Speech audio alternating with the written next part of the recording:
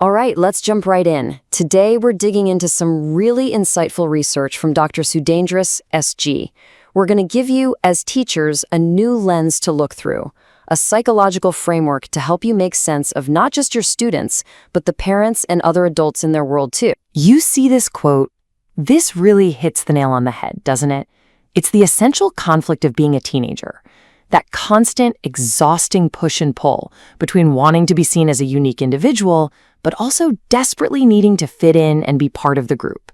That's the drama playing out in your classrooms every single day. For a perfect example of this, Dr. Sudheendra's research points to a classic 90s movie, Jo Jeeta Wohi Sikandar. Think about it. You've got all the different cliques, the social pressure, the desperate need to create an image. That film is basically a masterclass in the kind of identity struggles that are happening in your school right now. So that whole struggle we see in the movie, well, it actually has a formal name in psychology: identity versus role confusion.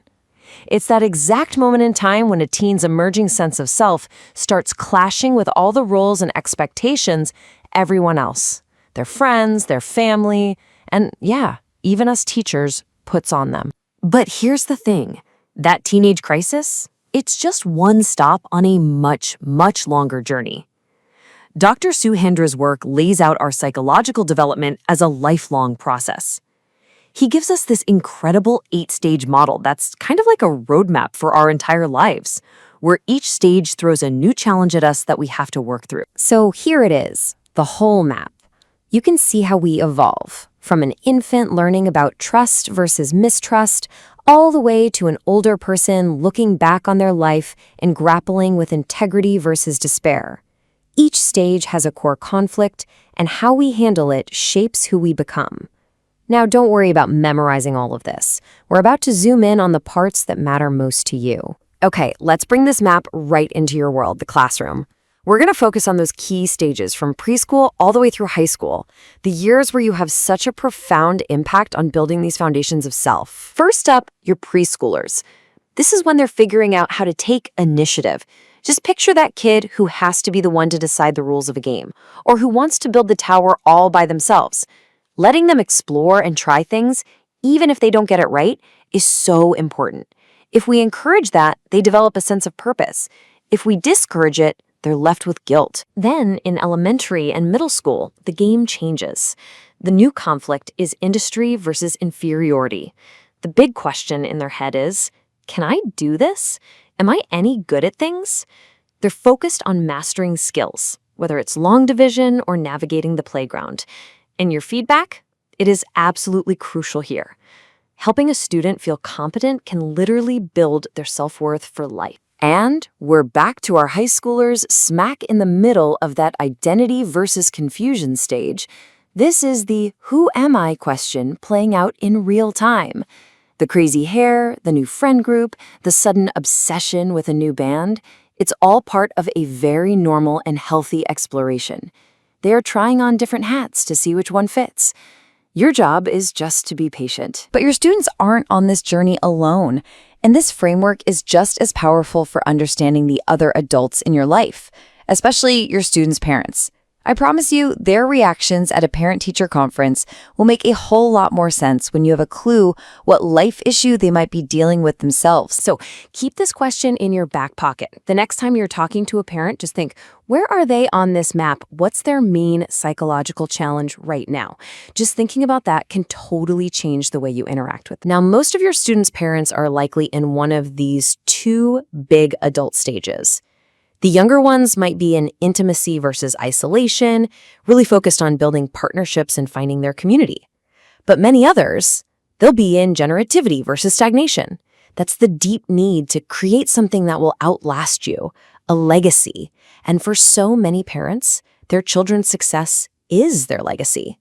That helps explain why they can be so intense, right? And check this out. External things, like the economy, can totally shake up these stages. For example, during that intimacy versus isolation phase, a 2011 Indian census found that a whopping 90% of people under 24 were still living with their parents. When you're economically dependent like that, it can really make it harder to feel like a full adult and move through that stage successfully. Now, this map of aging also comes with some really great news about our brains. There's this common fear that we just get less intelligent as we get older. But Dr. Sudheendra's research shows that's just not true. Our intelligence doesn't fade, it just changes form. And understanding this is key to appreciating your veteran colleagues, grandparents, and the whole community. So, psychologists talk about two main kinds of intelligence. You've got fluid intelligence, that's your raw processing power, your ability to solve brand new problems. It peaks when you're young. But then there's crystallized intelligence. That's your library of facts and experiences. It's wisdom. And that just keeps growing your whole life. It's why your grandma is a rock star at crossword puzzles. You can almost picture it like a seesaw. As our speedy, fluid intelligence starts to dip a little, our crystallized intelligence, that huge database of knowledge and wisdom, just keeps climbing. It explains why a teacher who's been in the classroom for 30 years just knows how to handle a situation. Their thinking hasn't gotten worse with age, not at all. It's just gotten different, and in many ways, deeper. Okay, and it's so important that we bust this myth right now. The research is crystal clear. Major memory loss, like dementia, is absolutely not a normal part of getting older. It's a medical condition. For most people, a healthy aging brain means staying sharp and holding on to the vast majority of their memories. So, what's the big, crucial takeaway from all of this? It's that human development is a journey for life. Every single person you meet, from that 5-year-old in your class to their 85-year-old grandparent, is a work in progress, navigating their own stage. And our intelligence, it doesn't disappear. It just transforms from quick-wittedness into true wisdom. So I'll leave you with this to think about.